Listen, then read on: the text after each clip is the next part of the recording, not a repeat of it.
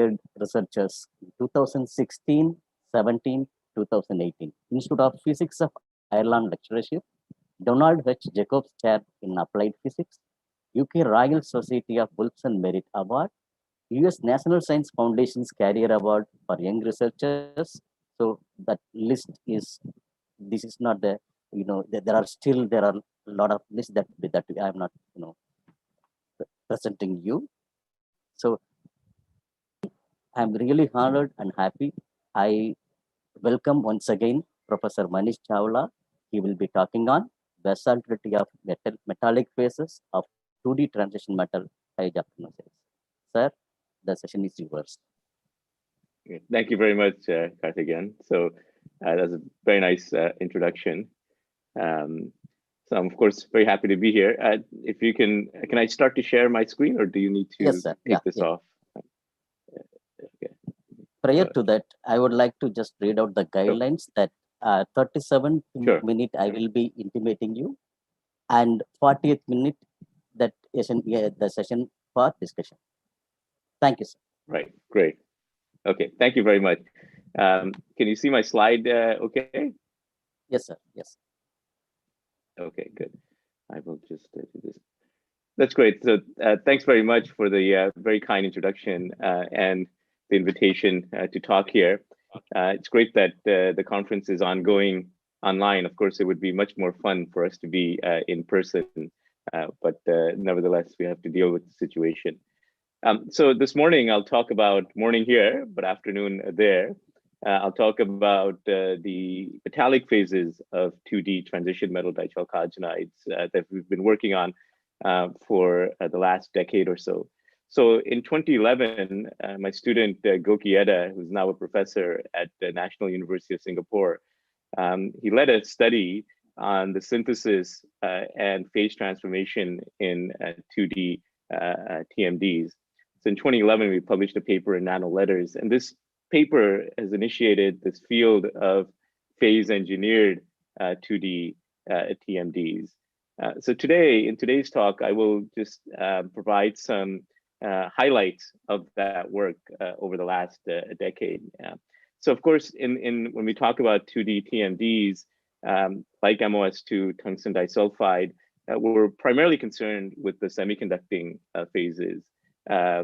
But in fact, these metallic phases we've shown over the last decade are extremely interesting for various different applications and also for fundamental material science. So what are TMDs? I think most of you will be familiar with this, but just as a reminder, there are these compounds with the chemical formula of MX2, where M is a transition metal. So we have all of these transition metals from group 4 to group 10, and they're bonded to these chalcogen in this MX2 configuration. And we can tune the transition metal, or we can tune the chalcogen, and the tuning of the transition metal, coupling with the transition metal with a specific chalcogen, gives us these wide-ranging properties. So there's a great deal of versatility in terms of the kind of properties that we can obtain in these TMD materials just by choosing the right transition metal and the chalcogen. For example, MOS2 is a reasonably wide bandgap semiconductor versus niobium disulfide is a narrow band metal. In addition to the chemistry, we can also tune the phases of these materials, that is the crystalline orientation of these materials. So we can obtain what's called the 1T phase, or the 2H phase, or the 3R phase, or the 1T prime distorted phase. So I'll talk about all of these different phases, but I'm just going to distinguish between the metallic phase and the semiconducting phase. So when I speak about 1T phase, it also incorporates 1T prime phase, and the H phase is typically meant to be the semiconducting phase. So here are just some structural models of the different phases. So if you look at molybdenum disulfide from the top, it shows this nice hexagonal pattern with the transition metal shown in blue and the chalcogens shown in yellow. Of course, when you're looking at the top, it looks like a two-dimensional material in a single atomic plane. But if you look at it from the side, you recognize that a single layer of MOS2 is in fact 3 atoms thick, with the transition metal in the middle and the chalcogens on the top and the bottom, right? So if you were to take the unit cell of the 1H phase, you'd still have 2 atoms per unit cell, 1 molybdenum, 1 sulfur, but they would be slightly off plane, that is in different Z space. As I said, you can also have this 3R phase configuration and also this 1T configuration. So the only difference between the 2 phases that I'll talk about, the H phase and the T phase, is that the chalcogen atoms are slightly sheared off axis in the 1T phase. You can see that here the chalcogen atoms are directly on top of one another. Here, the chalcogen atoms are slightly offset, and this minor distortion in the structure has profound implications on the electronic properties. So you can see that the 1T phase has finite density of states at the Fermi level, making it metallic, while the 2H phase, there were no states at the Fermi level, making it semiconducting, right? And so we can tune the electronic structure from semiconducting phase to the metallic phase by doing simple chemistry. So we know that we can obtain phase transformations in materials by going to high pressure or high temperature. But what's unique about these 2D materials is that we can use chemistry driven phase engineering at room temperature and pressure. And the method is quite simple. It was in fact reported in the late 60s and 70s and 80s by researchers like Bob Frint and others, where they took powder of MOS2, which is typically in the stable, thermodynamically stable 2H phase, and by exposing this 2H phase to a reduction chemical, in this case butyl lithium, then you can obtain phase transformed material from the 2H to 1T phase. And what happens in this butyl lithium chemistry is that the butyl part of the butyl lithium provides an extra electron to the MOS2 individual sheets. In order to accommodate this additional electron, there's a structural phase transformation that happens. And this additional electron that's on the MOS2 is counterbalanced by the lithium atom. What we showed in 2011 in this Nano Letters paper was that we can in fact, so we can create a uniform suspension of these 1T phase MOS2 as shown here. And this suspension is stabilized by the fact that you have negatively charged sheets and positively charged lithium ions that are in the solution.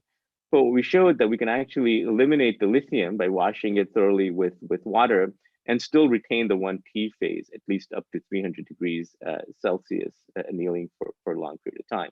And so we could isolate this metallic 1T phase in a solid form and utilize these 1T phase nanosheets to fabricate devices that are quite stable at room temperature. And so we can detect the presence of this 1T phase, this phase transformation by Raman. So there are these J1 and J2 peaks that are unique to the T phase. We can also calculate the specific concentration of the 1T and 2H phases by doing XPS. And this is a photoluminescence spectrum of a single layer MOS2 grown by CVD, and we see the typical PL spectrum with the A and B exciton peaks. And if we phase transform that MOS2 by doing butyl lithium chemistry, then we can see that the PL is almost completely quenched. So one can say, well, the absence of PL in itself is not proof of phase transformation. But then what we can do is we can anneal this 1T phase MOS2 above 300 degrees C in a controlled environment and recover the PL spectrum, right? So it's not that the material has been destroyed or anything like that. It's there, but it's become metallic, so the PL is quenched, and then we can recover this again by simple annealing. And so when one looks at the structure in TEM, sometimes we find this highly distorted 1T phase structure indicated by this clusterization or zigzag structure. And we refer to as the 1T prime phase. We typically see the 1T prime phase when we increase the concentration of the 1T phase to quite high concentration. And in the case of, this is a structure, the 2H phase, the main thing that I want to point out is, in addition to the sort of phase transformation, the clusterization of the tungsten disulfide in this case, or TMDs, leads to local regions of stress that can be quite high. So we can obtain up to 3% strain in the material. This is not to say the entire sheet is strained at 3%, but there are local regions which are of high strain. So in addition to sort of the chemistry that we can obtain by choosing the correct transition metal and chalcogen, as well as phase transformation, strain is an additional variable that we can control by controlling the concentration of 1T phase in these materials. And so, so now let me give you some examples of the kind of applications that one can pursue with these metallic phases. So the first is using these TMD as catalysts for the hydrogen evolution reaction. This is one half of the water splitting reaction. And so there's been a lot of work done in showing that the edges of MOS2 are catalytically active. But the problem with only utilizing edges is that you have all of this sort of basal plane that becomes that is inactive. So you're losing lots of atoms that could potentially be active in the catalysis reaction. And what we showed is that in the case of metallic phase, you can activate the entire basal planes and achieve good catalytic activity. And so if one looks at the basic processes of hydrogen evolution reaction, there are three main steps. One is the injection of electrons from the support to the catalyst, the transport of electrons to the active site, and the thermodynamics at the active site. And it turns out that if you make metallic nanosheets of TMDs, you optimize all three of these steps, because the metal-to-metal contact has low transfer resistance, transport in a metallic catalyst is much better, and the thermodynamics can also be tuned by the strain in the metallic TMDs. So the HER properties of these TMD catalysts that are metallic is greatly improved. So when we talk about catalysis, we typically plot what's called the polarization curve, where you have current density as a function of potential, and the potential is with respect to some hydrogen electrode or reference electrode. And so what we can see is that, of course, platinum is the best catalyst, but platinum for HER is not great. It tends to poison. And we can see that the properties of the 1T phase, MOS2, is actually quite close to that of platinum. There's only an overpotential around 80 to 100 millivolts that's required to start the HER reaction. And the Tafel slope, which gives you an indication of the kinetics of the reaction, are also quite good. So although these MOS2 materials, metallic MOS2 and tungsten disulfide materials, are not as good as platinum, these sort of potentials can be easily obtained from renewable sources like open circuit voltage of a photovoltaic, or excess energy from, say, wind. So these sort of potentials are something that we can work with, especially given that these TMD materials are earth abundant and inexpensive. And so this is a very busy plot, but if you just focus your attention on this central plot where I plotted the exchange current density as a function of the 1T phase concentration, the exchange current density is essentially an indication of catalytic activity. And one can see that we can increase the catalytic activity by an order of magnitude just by increasing the 1T phase concentration relative to the 2H phase. The other sort of important thing that I pointed out is the step one, which is contact resistance. And as I said, we can tune the contact resistance by tuning the metallic phase in the TMDs. So as you increase the metallic phase, you see that the contact resistance decreases and the catalytic activity increases. The catalytic activity for this red curve is the highest because the contact resistance is the lowest. We can also do impedance measurements to show that the charge transfer resistance and resistance in series is also quite low in the metallic phases. So, sorry. These are just sort of some free energy calculations done by first principles to show that the limiting reaction can easily proceed or is energetically favorable in the presence of strain.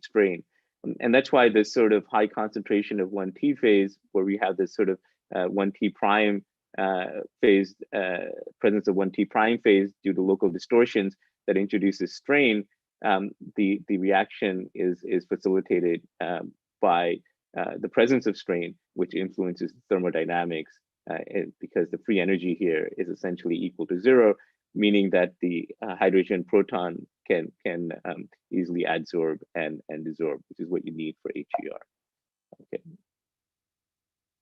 All right. So I won't take you through the whole long story, but very recently we utilized the knowledge from our metallic phase TMDs to design this 2H phase niobium disulfide, which has these intercalated niobium ions between the layers to create a robust three-dimensional material, which is highly conducting and catalytically active. And the reason why we did this is because we wanted to optimize all 3 parameters: the charge transfer resistant, the transport in the catalyst, and also the thermodynamics, because we wanted to demonstrate an electrolyzer that is a device capable of splitting water at real current densities with high efficiency. So many reports in the literature, when they report hydrogen evolution reaction, they typically work with current densities on the order of tens or perhaps hundreds of milliamps per centimeter squared. But we wanted to design a catalyst that would work in real electrolyzer system, where we can achieve current densities that are of the order of few amps per centimeter squared. And so we utilized these niobium disulfide catalysts to design an electrolyzer with current densities on the order of 1 amps per centimeter squared, which is what you would need in a real electrolyzer device. So in sort of investigating the properties of these different phases in high resolution TEM, we observed these sort of features, where this is a atomic resolution TEM from about a decade ago, where we have a single layer MOS2 sheet with one side of the nanosheet remaining as a 2H phase, and the other side phase converted to the metallic phase. And what we're really surprised about was the fact that the phase boundary between these 2 phases, indicated by this dashed white line, is atomically sharp. That is, there's a seamless transition between the semiconducting phase and the metallic 1T phase. And so this, of course, is a metal semiconductor junction that one would find in a transistor or any basic electronic device. So we wanted to see if we could optimize the electrical contacts in 2D semiconductors using these metallic 1T phase. And so typically when we made transistors, we have our 2D semiconductor, and we deposit some metal on top, in this case, gold. And the problem with deposition of metals on 2D semiconductors is that there could be defects that are created at the interface, and these defects lead to Fermi level pinning and large contact resistance. So typically you end up with kiloohms micron or tens of kiloohm microns as contact resistance. And this is a huge problem in realizing the full potential of these 2D semiconductors for electronics. So we showed that if you do local phase engineering, so instead of having the metal be in contact with the semiconductor as shown here, we could initially do a phase transformation and then to convert the semiconducting MOS2, in this case, to metallic 1T phase MOS2, deposit the metal on top of the metal phase, and reduce the contact resistance down to around 200 ohm micron. And so this 200 ohm micron is close to what we get in state-of-the-art electronics. It's still an order of magnitude or 2 off, but this is the lowest contact resistance that's been obtained for metal contacts on 2D semiconductors. And so, of course, the good contact properties can then be translated into good device properties. So these are just the transfer characteristics and output characteristics of devices with phase engineered contacts and without phase engineered contacts. And one can see that in the transfer characteristics, we can obtain good subthreshold slopes values for bottom gated and top gated devices, also good current densities, saturation current densities. The output characteristics also look quite good. There's a linear region and a saturation region.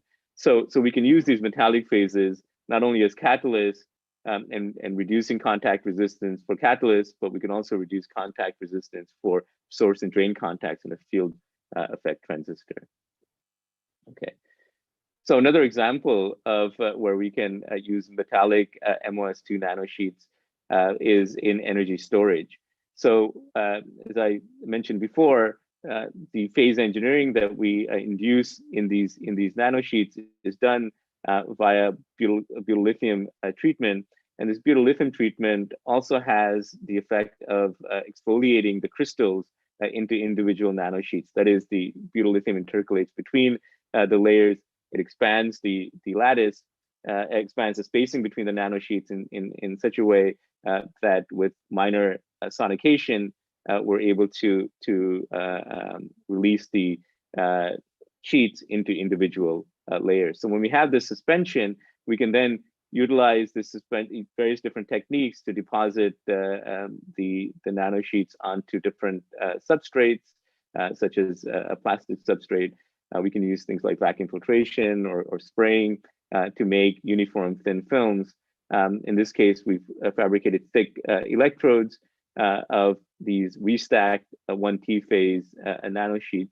And we can see that we have this sort of paper-like stacking. And if we look at it from edge on, there are plenty of spaces where we could have ion intercalation and charge storage. And so, these materials are sort of ideally suited for intercalation and deintercalation of different charges. And so when one looks at the XRD spectrum for bulk MOS2, we have these multiple diffraction peaks. In the case of the restacked 1T phase MOS2, we primarily have the spacing that is between the sheets along the C-axis. So what this suggests is that all the sheets are laying flat, similar to stacked paper. And so we've tested the charge storage capabilities of these materials. And what we've shown is that these 1T phase materials are able to host ions of various different types. So if we just look at the capacitance voltage curve for the 2H phase MOS2, we can see that the CV curve is quite narrow, and there's very little charge storage in the 2H phase. For the 1T phase, we're able to see these nice square curves, except for the proton ones, because we have some redox going on with protons as well. But nevertheless, we're able to get very good charge storage of sodium, lithium, potassium, as well as hydrogen protons. And we've also measured the rate characteristics, and one can see that up to around 100 millivolt per second, 200 millivolt per second, we get these nice square characteristics, suggesting that the kinetics, diffusion, the intercalation kinetics of charging and discharging are quite fast. And this is understandable because the sheets are metallic and there's quite a large spacing between the sheets when they're restacked. So we wanted to just confirm that it's the positive ions that are intercalating and storing charge. And so we made this sort of proof of principle measurements where we varied the anions but kept the cations the same. In this case, potassium, and we see that the CV curve is nearly identical for the two, suggesting that it's the potassium that's intercalating. If it was the anions, we'd see differences in the CV curves because of the size and nature of the anions. So in any case, I can summarize all of our work related to energy storage by plotting the volumetric capacitance as a function of the scan rate. And so if you look at the 2H phase, you can see that the volumetric capacitance is quite low. I forgot to mention that these electrodes, the surface area of these electrodes is quite low. It's less than 10 meters squared per gram. So this is not, due to high surface area. These are quite dense electrodes, and the charging and discharging occurs by intercalation between the sheets. So the volumetric capacitances that we end up for these 1T phase MOS2 is quite large. It can be, as you can see, up to above 600 farads per centimeters cubed. And so we've done X situ XRD just to get an idea of what's happening. And what we see is that with charging and discharging, we have expansion and contraction of the sheets. And so we utilized our knowledge from the charge storage mechanisms to design these electrochemical actuators, because we could see when we were making the measurements for energy storage that our electrodes shown here, this is a freestanding MOS2 film on a gold film. We could actually see during charging and discharging these electrodes sort of expanding and contracting. So my student Muharrem designed these electrochemical actuators just to sort of understand the fundamental properties of these MOS2 films, their Young's modulus, the ability to withstand strain, and various other things. So he made these electrodes, placed them in electrolyte, applied different biases, and measured their movement in under different electrochemical potentials. And so I'll just see if this video will work. Not sure if that's okay. Sorry, the video is not working. I should have checked this beforehand. But the video shows the actual actuation of the freestanding MOS2 film. Here are just some still images of an actuator moving left and to the right as different biases are being applied, and we correlated the actuation of the MOS2 actuators to the different amount of charge that is intercalated and de-intercalated. So we've correlated the curvature with the amount of charge, with the applied electrochemical potential, with the CV curves and others to make sure that this actuation is happening from charging and discharging rather than some electrostatics or spurious effects. And so once we sort of understood the basic properties of the different actuators that we made, my student cleverly designed this what we call an inverted bimorph actuator, where he simply deposited the MOS2 film strategically in different locations on the two beams and joined them up without any sort of moving joints. And by intercalating and de-intercalating the charge within these MOS2 films, he was able to design an actuator that was capable of lifting some weight that was substantially larger than the weight of the active material. So in this case, this weight is over 150 times heavier than the active material. And by applying a voltage, one can see that this actuator can release the weight or lift up the weight.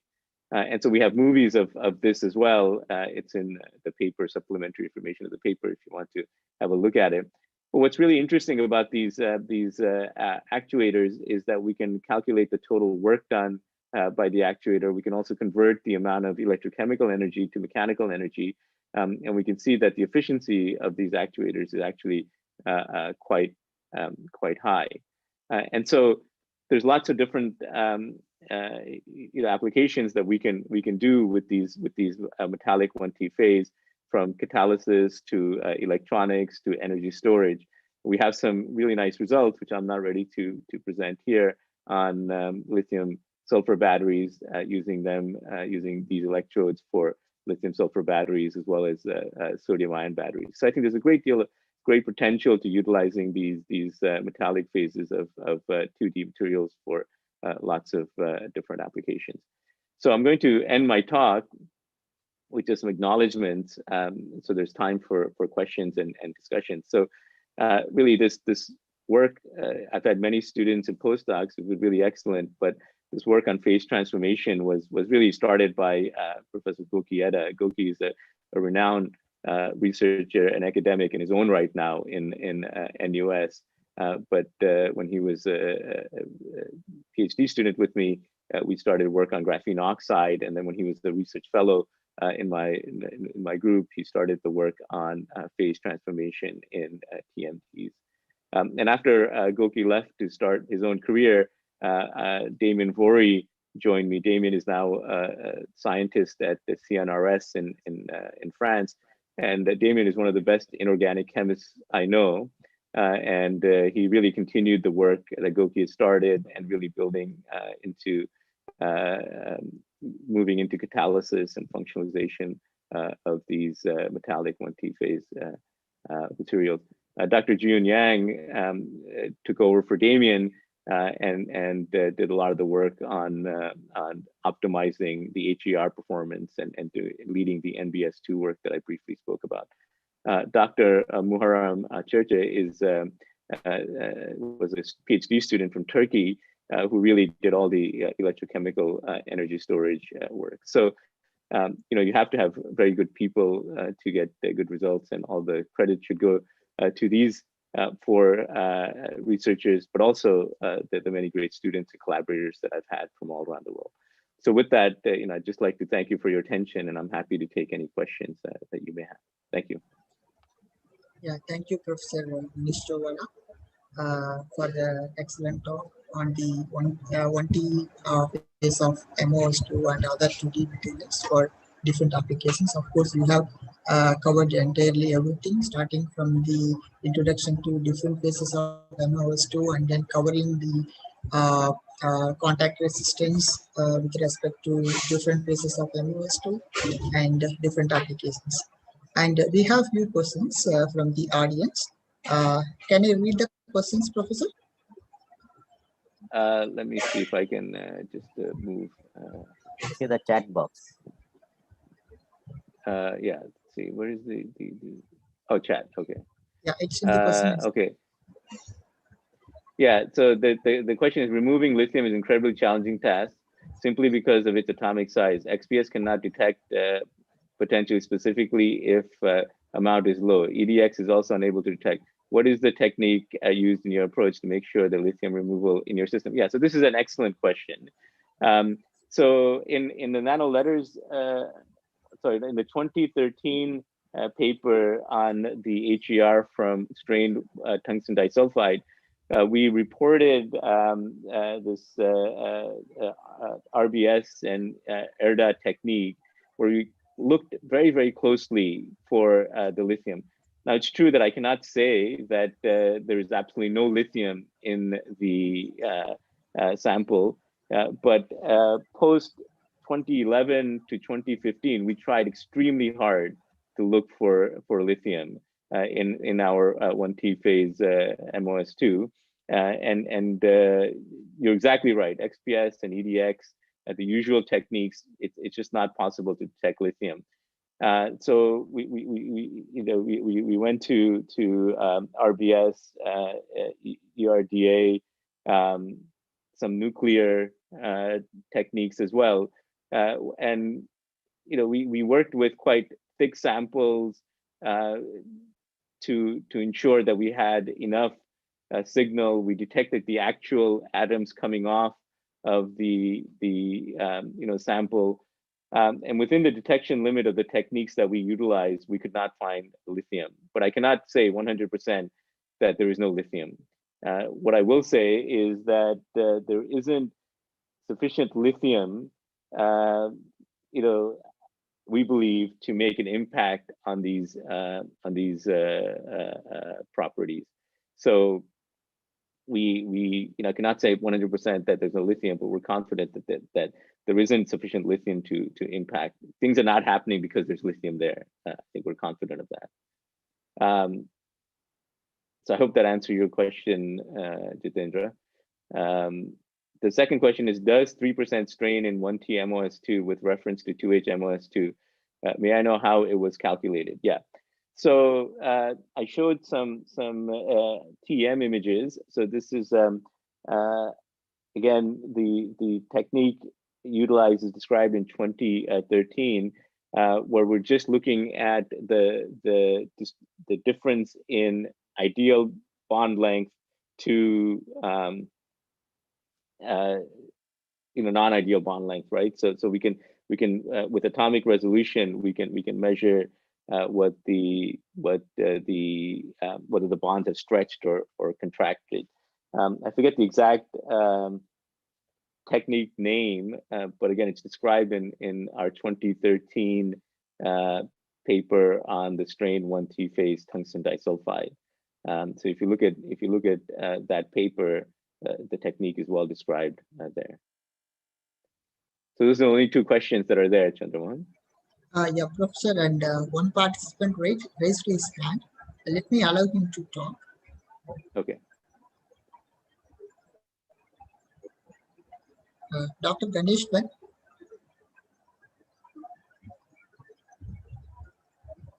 Dr. Ganesh Ben, are you there?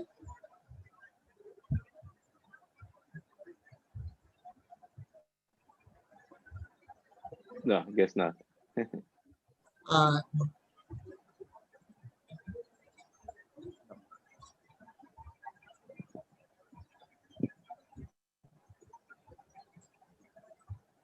Yeah, if there are no more questions, let's move to the next track. And so I would like to thank Professor Manish Chovala on behalf of the organizing committee of ICON 2021 for kindly accepting our invitation and joining us for this session. Thank you very much, Professor, for spending your time, valuable time with us. Thank you very much. Thank you, Professor Chawla, for spending your valuable time. We are indeed very happy to have your interesting talk. Thank you very much. Thank you. Dear participants, we'll be now moving to the next talk that will be delivered by Dr. Anindam Ghosh, Professor of Physics at IISc, Bangalore, leading the Quantum Materials and Device Group at the Department of Physics, Indian Institute of Science. Dr. Anindam Ghosh is a well-known experimental condensed matter physicist in India. His research spans from fundamental quantum mechanical effects on charge and spin state in nanosystems to carbon-based electronics, critical behavior in smart materials to new schemes of with the nano, micro, electromechanical sensors. He is a recipient of prestigious Swarna Jayanti Fellowship, Shanti Swarup Bhatnagar Prize, and DAE Raja Ramana Prize, Lecture in Physics. He has also received several awards and honors to his credit that are listed in front of you. It is indeed, I am very happy that that he is with us. I request him to deliver his talk on functional devices designed with layered van der Waals heterostructures. The session is yours, Professor Anindam. Thank you. Can you hear me? Yes, sir. Okay. I'm hoping you can now see my screen. Can you see the screen? Yes, Professor.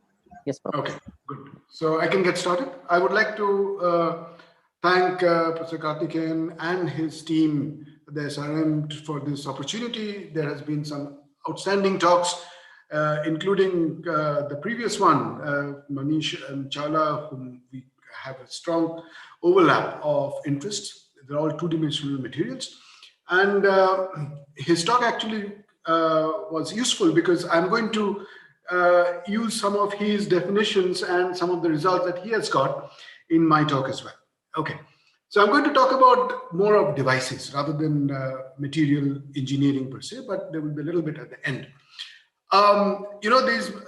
My group primarily works on the fundamental part as well as some device applications, and we mostly look at mechanical exfoliation. And mechanical exfoliations usually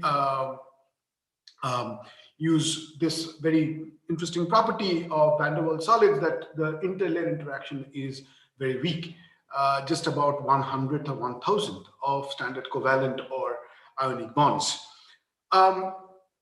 Such kind of weak interlayer interaction started in some sense with graphene, but now it has expanded to several known compounds, about 35, 40-ish of different chemical origin.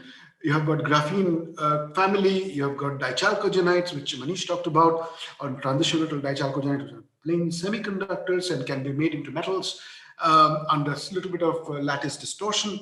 You have got topological insulators coming from bismuth-based tellurides and selenites, and also some oxides, including some of the high temperature superconductors. But it turns out that this is really the tip of the iceberg, because if you look at the recent calculations, there could probably be, in principle, 1,825 exfoliable compounds that we can probably manage to stabilize in our laboratories. So my work is essentially to put them together. Okay? My group works in different aspects of this kind of field.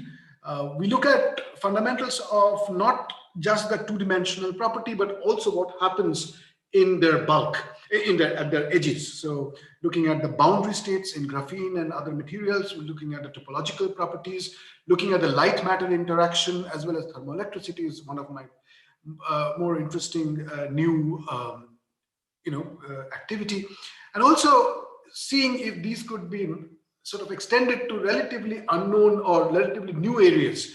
Not unknown, it's more new areas like neuromorphic designs or so. Unfortunately, I don't think I'm going to be able to cover this today, but I thought I'll add a little bit of this, how we can try to create structurally new solids, similar to what Manish just talked about, by using simply van der Waals heterostructuring. And I'll talk to you about what van der Waals heterostructuring is. But before that, let me digress a little bit and tell you about what we are doing in this boundary state in about 2 or 3 slides. So you see, the boundary states are nothing but any finite size two-dimensional material will have.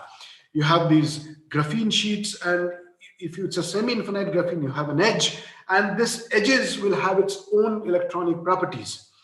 For example, if you have the armchair edge, it's essentially a semiconductor, which is a tiny band gap. Whereas if you have got a zigzag edge, this is a zigzag edge, you will see that there is a zero energy state available. And because of this zero energy state, your electrical transport along the edge can actually be dissipation less, so there need not be a scattering. Okay? So we found out this possibility and experimentally demonstrated it a few years ago, and you can see that a conductance along the edge can be actually the ballistic conductance, or one-dimensional conductance of 1 multiplied by 2 squared by h, which shows that the electrons are actually moving in graphene without suffering electrical resistance. And these are experiments which are done at room temperature. So these are very interesting phenomena that one could look at. In addition to single layer graphene, one could also get the same thing in bilayer graphene, when there are 2 layers of graphene. And bilayer graphene, if you open a band gap, then you actually can access some of the topological properties.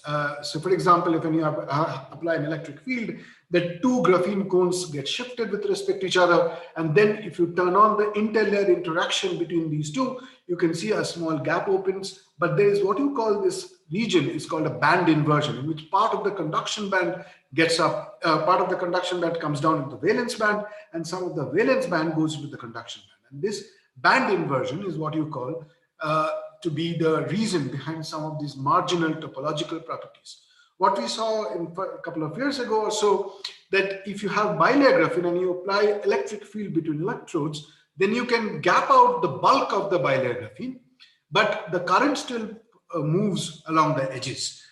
It's not dissipation, or it's not ballistic conductance, in the sense the conductance is not 2 squared by h, but it's one-dimensional in nature. And this has led to some interest, because you can create one-dimensional contact, one-dimensional wires, which are interesting in their own right.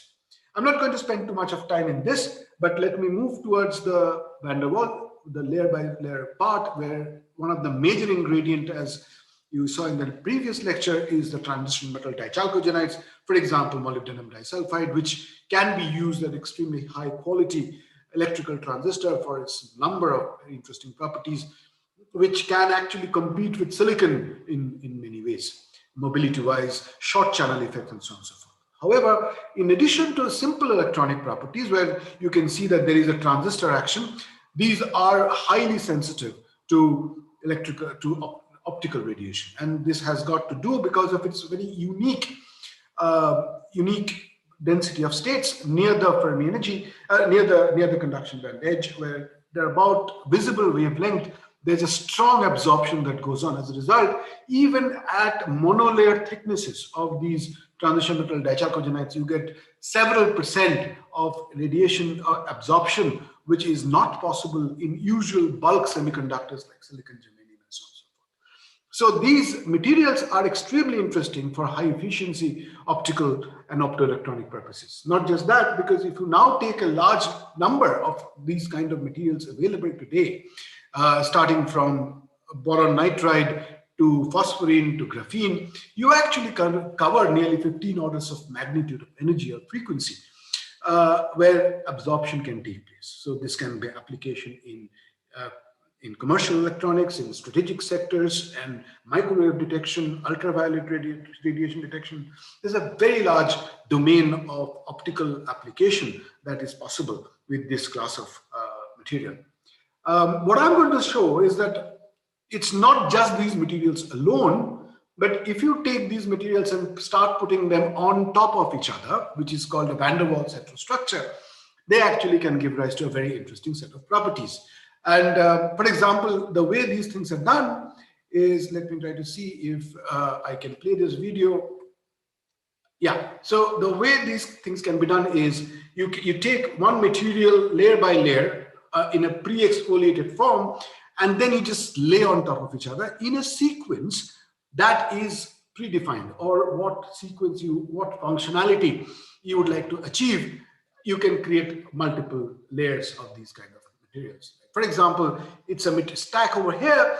This has got a graphene on top, then a layer of multiple layer of boron nitrides, then a bilayer graphene, and then a transition metal dichalcogenides underneath. I use this as an example, but I'll show you there somewhere in the middle that this is actually a single photon detector that you can use for detecting extremely high sensitive, low intensity lights. Okay, so I'll go back, and then what I'm going to show that just creating these kind of heterostructures at first improves the electrical performance of any device that you make. For example, if you put a layer of graphene between two layers of boron nitride, the mobility increases by several orders of magnitude. This is one of the examples. Of course, there are samples which are significantly larger in mobility, which has got 100,000 to 200,000 centimeters square per volt second. But it's not just the electrical mobility, it's also the noise, and which is very important. Whenever you see an electrical transistor, you would like to minimize the noise in those kind of devices, and one of the major culprit in noise is what you call the 1/f noise. So you can see that if I take a graphene transistor, then as a function of time, even if you keep everything same, the resistance continuously fluctuates. And a pass spectral density is actually what you have here. It goes as with frequency as 1/f of this noise. Now, what we have shown that using these geometry of devices, we can actually create extremely low noise devices with noise parameters nearly 2 orders of magnitude, 1.5 to 2 orders of magnitude lower than most two-dimensional systems or even silicon-based devices. So this is actually very good news if you want to create quiet electronics with two-dimensional materials. But today I would like to focus on two main aspects, which is the optical response and thermoelectricity. Let's quickly go towards optical response and what happens when you shine light on a layer of graphene and transition metal dichalcogenides hybridized together. This work has been done by many people. It's impossible to take their names. It's over the last 6-7 years, a large number of students and collaborators, and they are all in different parts of the world right now. And of course, these are 3 of my collaborators who give several materials to my group. Just to give you the basic idea, if you start, this is a starting thing that we did nearly about 6 years ago, where you have graphene and you put a transition metal dichalcogenide and you put a layer of graphene on top, and you electrically contact the graphene layer and have a device like this, where the graphene on top and the chalcogenide layer at the bottom. Okay, and the whole thing is sitting on a silicon oxide silicon wafer, where this doped silicon region is the gate, where you apply potential and change the density in the graphene layer. Now, this is the main experimental result. If you do this experiment in dark, this is the dark. As a function of gate voltage, which is applied to the doped silicon layer, you see that conductivity of graphene increases because you are increasing the number of holes in the negative gate voltage region. As a result, the conductivity of graphene increases. But if you shine light on this now, and then the electrical conductivity suddenly drops down. Okay, so this current change is what you call a photocurrent. Okay, and if you divide the photocurrent, that is this change, by the power of the optical radiation that you have that is incident, then this number is called the photoresponsivity, which is the ratio of the photocurrent divided by the power. Turns out that these kind of devices have humongous responsivity in the order of 10 power of 10 ampere per watt. And typically it's the maximum that in many constructions, many devices that one can see. So we now have an understanding of why is this happening. So I'll give you one slide about what is the basic mechanism. Essentially, when the light comes, an electron and hole pair are created in a chalcogen layer, in which the electron just goes down into the graphene, the hole stays behind in the chalcogen layer, and this hole acts as a small positive gate voltage, and that is called a photogating effect. And as a result, you can see if I take the resistance versus gate voltage of the graphene layer, the photo response is roughly the derivative of the R versus VG at the transfer curve. Okay, so this is a hallmark of what you call a photogating, because every charge that you create by light acts as an additional positive voltage in the chalcogen. And this has got another interesting, consequence. For example, all these are created by breaking of excitons. That means when the light comes, it creates an exciton in the chalcogen layer, and that breaks. But these excitons are very high energy excitons. It's about the binding energies could be in the order of half an eV. So there's a natural question that arises, that how these excitons break into free carriers that give us the photoresponse or photoconductivity. So I just wanted to have a quick introduction to this, because this is a fundamental direction that we have been working on for a while. The moment the light comes in, the electrons, these electron hole pairs are created, but the lower energy state is that the Fermi energy of graphene, hence the electron goes directly here. And this is supposed to be an ultra fast adiabatic charge transfer in the order of a few tens of femtoseconds and so on and so forth. Okay. Now, if that is the case, then one would expect if this is an ultra-fast charge transfer, then one would expect the photoresponse to be very, very fast.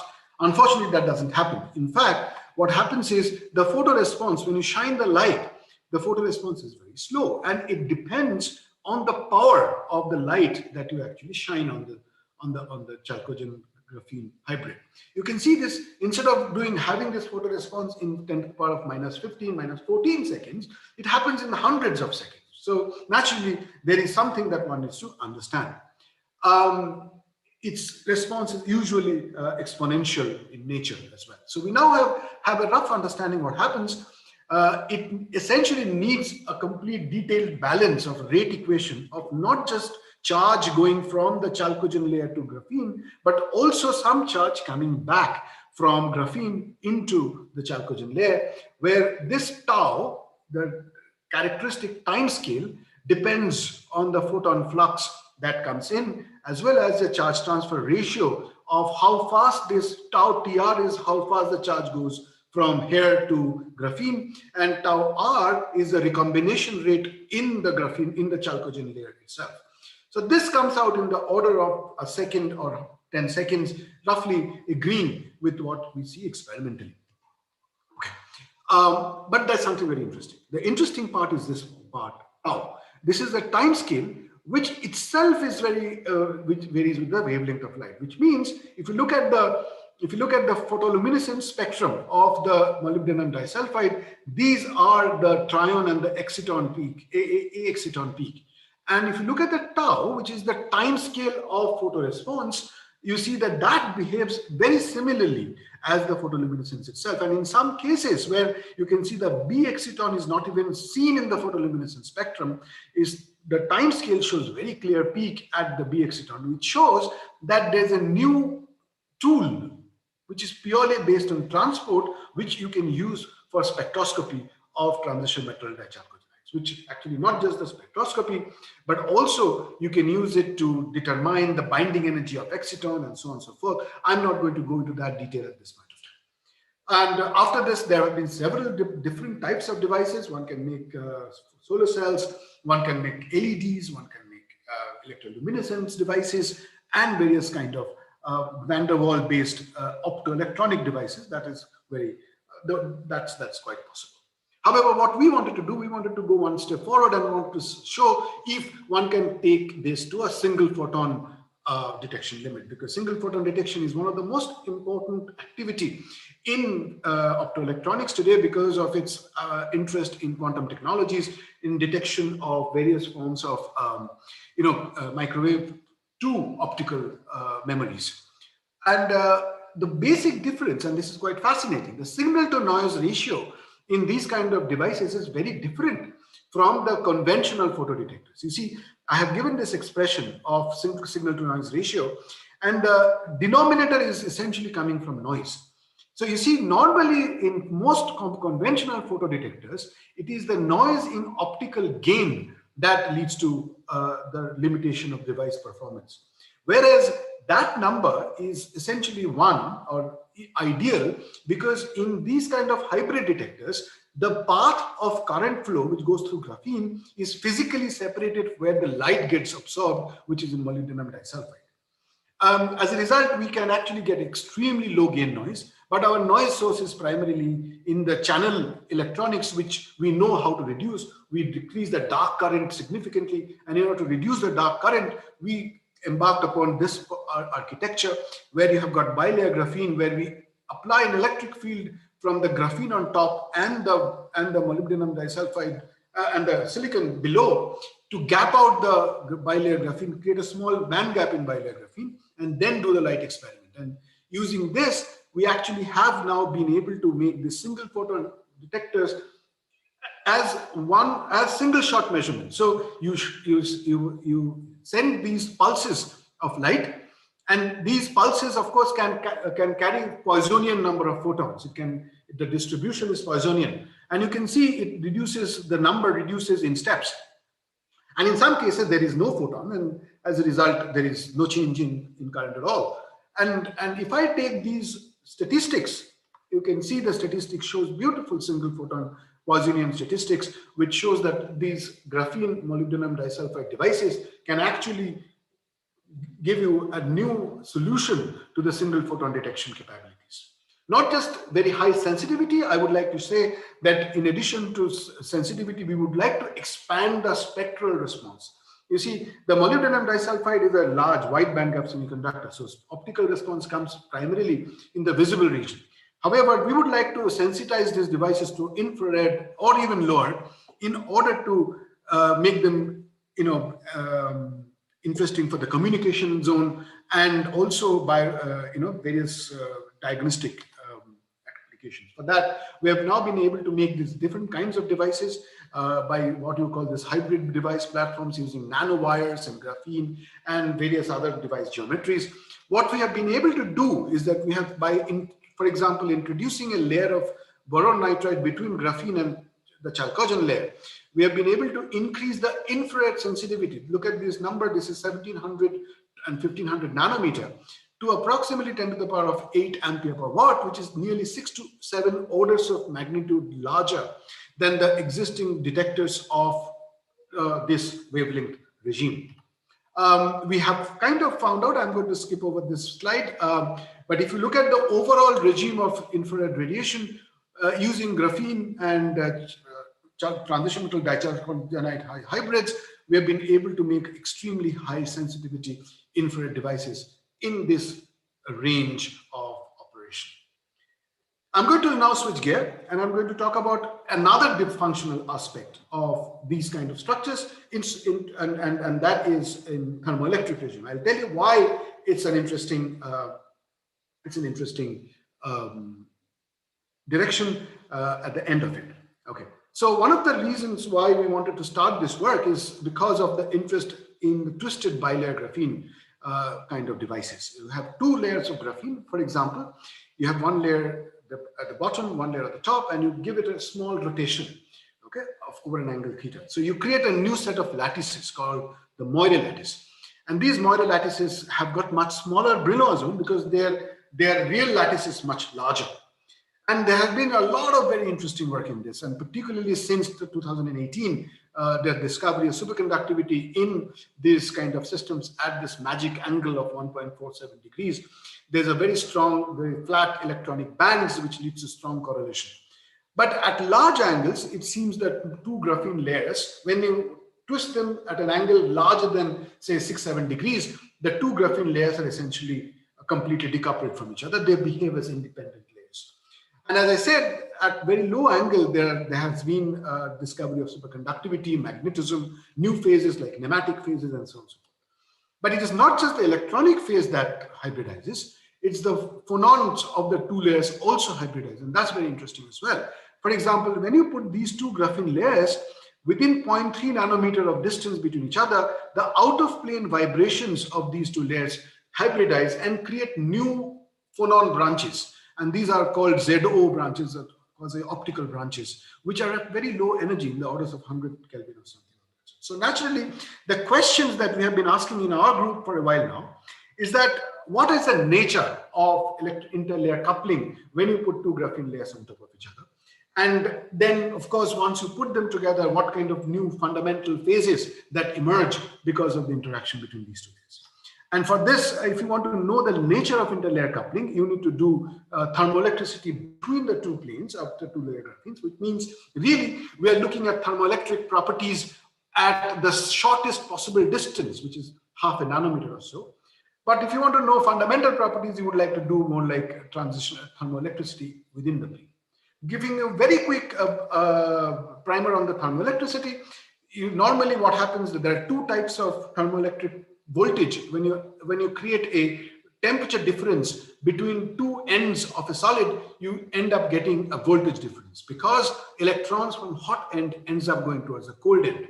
And this leads to two different types of thermoelectric voltage origin. One is called the Mott thermopower, which is because electrons are getting scattered by the impurities and static impurities and so on and so forth. And that leads to a Mott thermopower, which is directly proportional to the derivative of conductance. Okay, so this is the semi-classical Mott formula, which gives you, if you create a temperature difference, how much of voltage difference that will come in. And this is experimentally immediately observable because you measure the conductance as a function of density. And this is the density of states which sometimes you would like to see. Apart from this Mott formula, or apart from the static scattering of electrons, the phonons also lead to an additional component because phonons guide the electrons along with them when it goes from hot end to the cold end. And this is called a phonon drag. And the phonon drag depends upon the occupation number of the phonons. Okay, this is how we do the experiment. We create take a graphene, and we put a heating current, and then that sets up a temperature gradient, and you measure the voltage in this region, this direction. Okay, this is an example. You can see this is the R versus VG of a bilayer graphene sample at zero gap, and this is the voltage, thermal voltage that gets generated as a function of gate voltage. You can see these are approximately a derivative of this, as you expect from this expression. Okay. In addition to this, if I use the density of states of bilayer graphene, you can see this calculation shows very nice agreement with the experimental thermopower, which shows that a bilayer graphene is nothing but a standard Boltzmann semi-classical system, so which is very nice. What Aditya did in my group, he showed that this thermopower is extremely sensitive to what is the actual band dispersion, density of states you use. If it's a bilayer graphene, it always the experimental result is very sensitive to the actual bilayer graphene density of states and not single layer density of states. You can differentiate how many layers you have in your bilayer and single layer. In addition, there is a very interesting phenomenon which I just want to say very briefly about, that if you open a gap up by applying an electric field across the bilayer graphene, you can see that gap can be from 0.5 millielectron volt to plus 0.5 millielectron volt, depending upon how much is the electric field is. The thermoelectric voltage develops these new kinks, which is apparent violation of Mott relation. Because if the Mott relation is valid, then the thermoelectric power should be a standard derivative of the R versus Vg. And that has no kinks at all. But in the thermoelectric voltage, you can see these additional kinks coming in, and that shows that there is something else happening. And we realized that it's essentially a wrong, a new feature in the density of states. And this is what Aditya found out, that this is there's what you call a Lifshitz transition in the bilayer graphene, where you have this, because of the next nearest neighbor interaction in between the two layers, there's a strong singularity in the density of states, which leads to an additional feature in the thermoelectric behavior. So what you can do, the purpose of saying this is that thermoelectricity can actually be an extremely powerful probe if you want to look at fundamental phases in two-dimensional materials. And we have demonstrated that using bilayer graphene, and there are twisted bilayer graphene, which I'm not going to show today. But what I'm going to show instead is what happens to thermoelectricity if I go really in the cross-plane direction, in which you create a hot layer separated just by 0.5 nanometer from the cold layer in the graphene. So this is two layers of graphene, and you pass a heating current on top, and you measure the voltage between the top and bottom layers. This is a typical device design. As I said always, that the cartoon of the device actually looks much better than the real device, because the real device is far more difficult to make, and the students have actually made these kind of devices. Now this is a boron nitride layer, there's another boron nitride layer on top, and there are two different layers of graphene which are made in a cross layer, so that you can now access both layers independently, and there's a gate on top which can be used to modulate the electron density in the overlap region between the two layers. This is an actual device. Anyway, to quickly tell you how it looks, you can see this is the cross. This is the cross of the two graphene layers. If I pass current from one layer to the other and measure the voltage, this is a standard transport, you can see a very similar type of behavior that you see in the case of graphene. In case that at zero gate voltage, there's a maximum resistance. As you induce carrier, the resistance goes down. However, if you want to measure the thermoelectric voltage, what you do, you pass a heating current only in one layer and measure the voltage between the upper and lower layer, like this, between this point and this point, and pass the height in this current in the upper layer. And you see that as a result, you get this very large thermoelectric voltage, which is roughly the kind of derivative that we are talking about, derivative of this R versus Vg.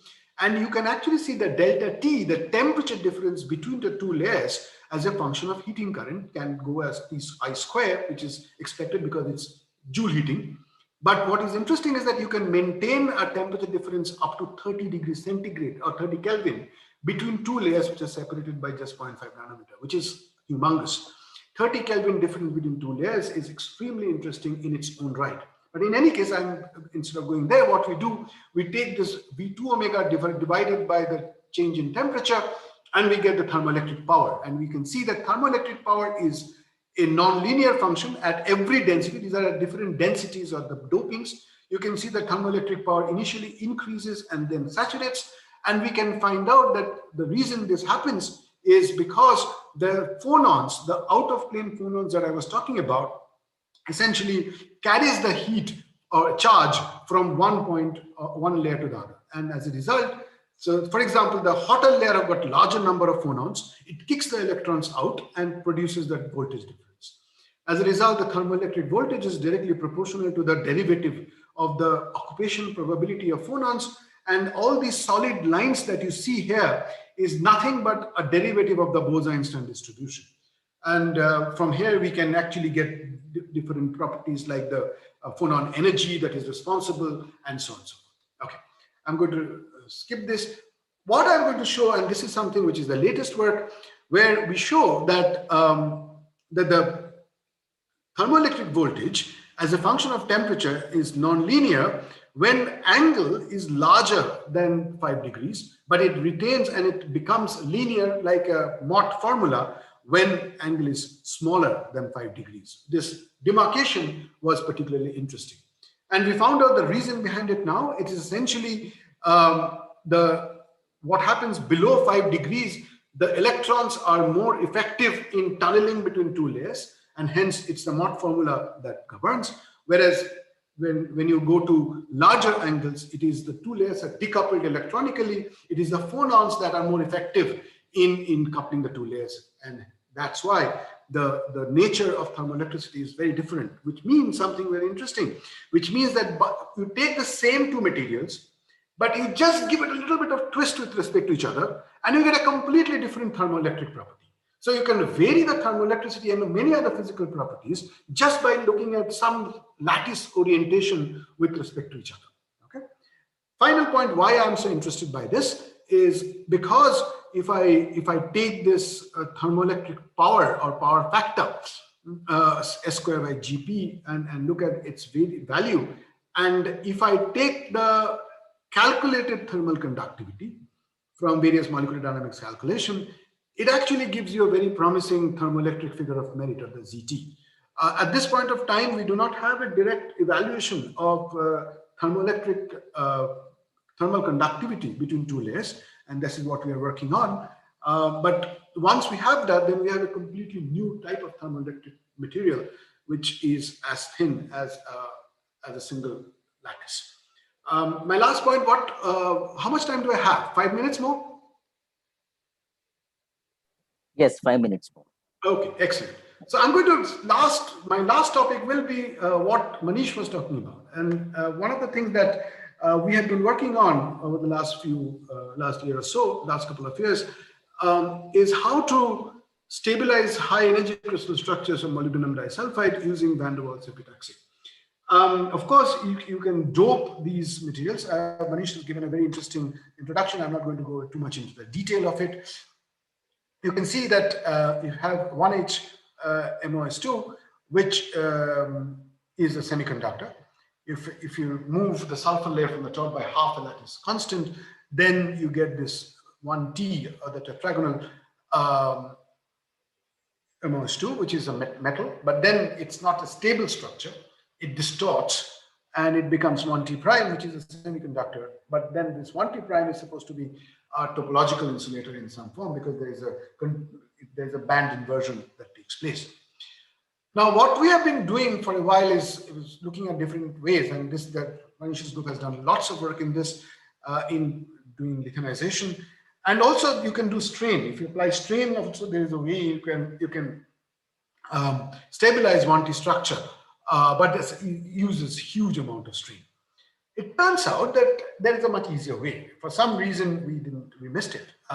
So if I take a molybdenum disulfide layer and take another layer of boron nitride, and you just put on top of each other, simply the way we do in the laboratory by taking one layer on top of the other during the epitaxy, we see these new peaks coming up. For example, this J1, J2 peaks, which are very strong evidences of the 1T phase in molybdenum disulfide. You can see that when you have, there are three data here. When you have pure MOS2 is the blue one, there's absolutely nothing there. The HBN, of course, pure MOS is the black one. There's no feature in this region. Whereas the red one, which is the HBN, when MOS2 has got HBN on top of it, there is no chemical reaction. It's just pure van der Waals epitaxy. There's a strong J1, J2. These are usually second order Raman peaks, so which is why they are weak compared to the primary Raman peaks of E2G and A1G. But they are clearly there. Not just that, if you do a Raman mapping, you can see this is the J2 peak mapping, and you can see that exactly where the boron nitride was laid on the boron molybdenum disulfide layer, that there's a very strong evidence of strong 1T phase formation. This was already said, so I'm not going to say much about it. How this J peak arise essentially because of the doubling of the lattice, there is a folding of the band, and that leads to these quasi optically active phonon branches, which are the low energy phonon branches of J, which gives rise to J peaks. What is interesting is that these are these are stable phase. You see, normally what happens, people have got this octahedral phase or 1T phase in MOS2, but they have been metastable phase. If you heat them up once, they go away. But that's not the case here. The thermal reversibility of the octahedral phase in MOS2 by van der Waals heterostructuring, you can see this is at room temperature, or sorry, this is at low temperature, it's 50 K, and then you start heating it up by around 400 odd K, then this is completely gone. The J peak of the blue one, the red one, is completely gone. But if you now stop heating and start cooling it, you can see over about a 20 odd hours, the J peak starts developing and it comes back, and you can redo this cycle over and over again for many times, and you see the J peak recovers completely.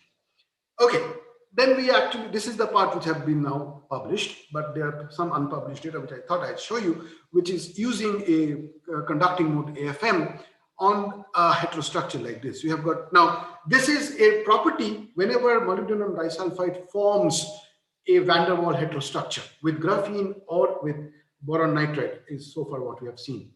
And you can see that you have got graphene underneath and molybdenum disulfide on top. We have used this graphene to actually as an electrode, and then you do this conducting mode AFM, and you see this strongly conducting network of regions in the molybdenum disulfide layer, which is not, if I take the fraction, it is not too far from what other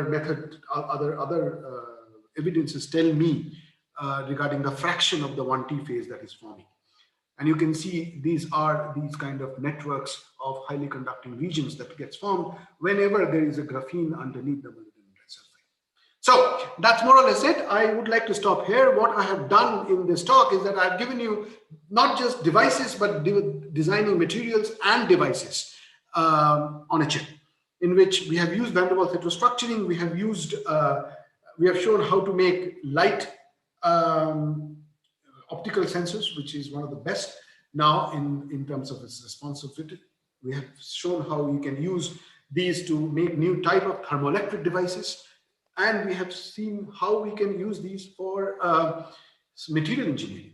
What I didn't show today is how we can use it for neuromorphic designs, but maybe that I'll do some other time. Thank you very much for your attention. Thank you, sir. Thank you for the interesting lecture on different device design and materials. Now the session is open for discussion. Participants can input their questions on the chat box, and also they can raise, give the reaction by raise hand option.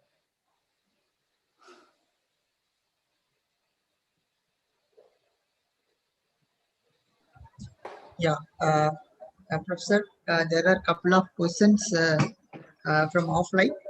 So I have received over WhatsApp from my colleagues also. I would like to pass on those questions. So you talked about van der Waals heterostructures and different architectures also you have talked on. I think you have used exfoliated layers for making the van der Waals heterostructures. The question is, how good is CVD grown layers for van der Waals heterostructures, and is there any way if someone wants to use CVD grown mono layers to make vertical heterostructures? Okay, so first of all, this is a very good question. Answer is absolutely yes. Actually, our original work on the optoelectronic devices was done on CVD grown molybdenum, CVD grown graphene. Now there are CVD grown, as Manishala showed earlier in the talk, that you get this very large area CVD grown molybdenum disulfide and CVD grown graphene are both possible, and you can make van der Waals heterostructures both ex-situ, or you can make the two layers and put them together manually. That's one way. But there are also ways in which you can grow say molybdenum disulfide on graphene, because molybdenum disulfide grows at a lower temperature.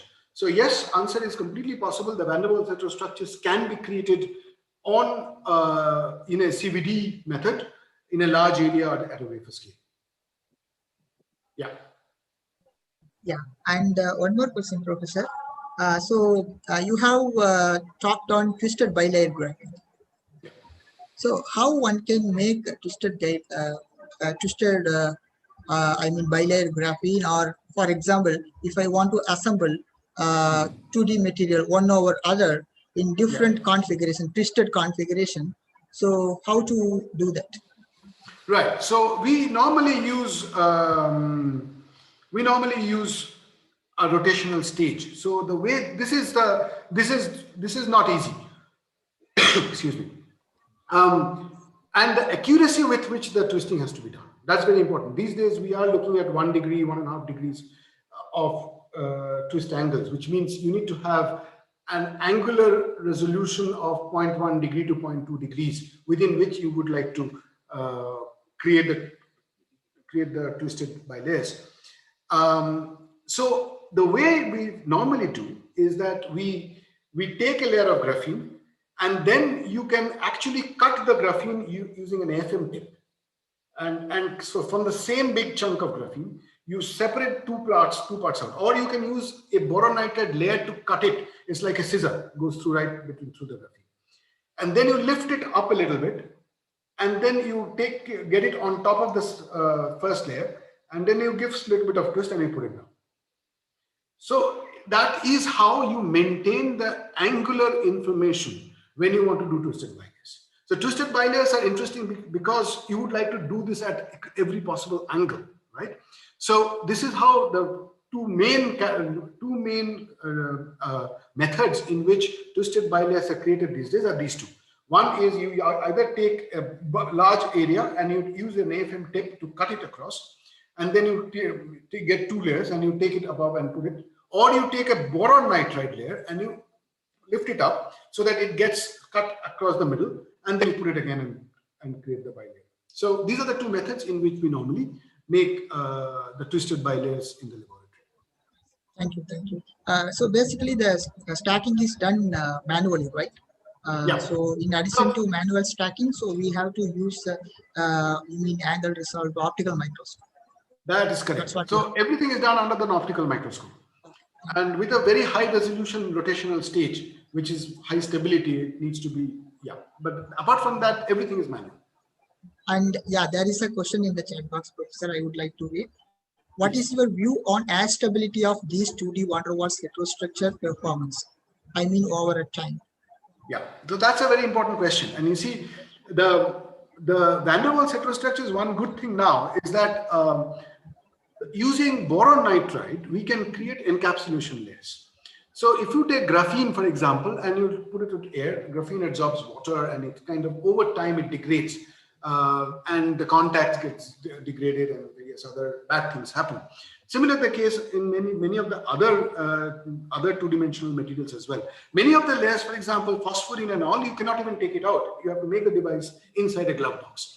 What we can do now is many of our graphene devices and graphene hybrid devices, we are encapsulating the entire thing in between two layers of boron nitride. And we have found that that leads to a much longer term stability in air at room temperature. And the performance is massively encouraging, and the mobilities are hardly at all affected.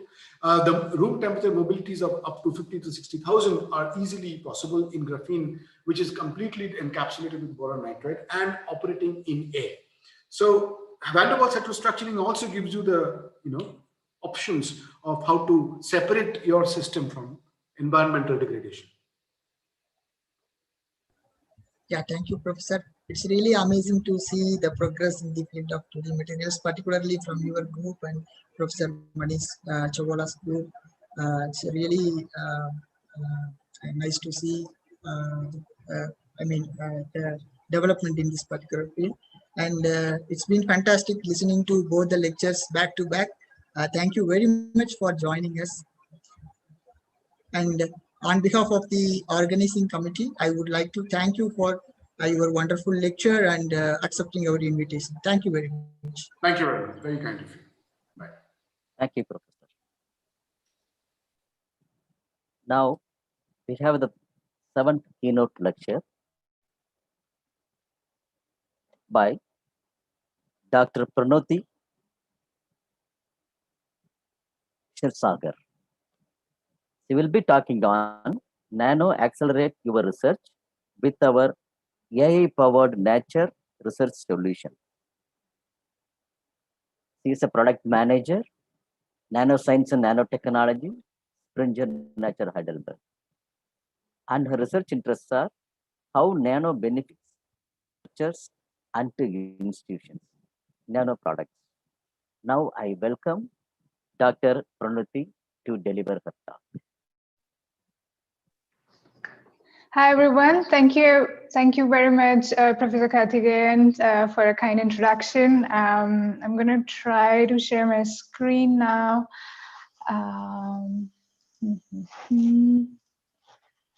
That should probably work. I hope you can see my screen. Yeah. Do you see the presentation?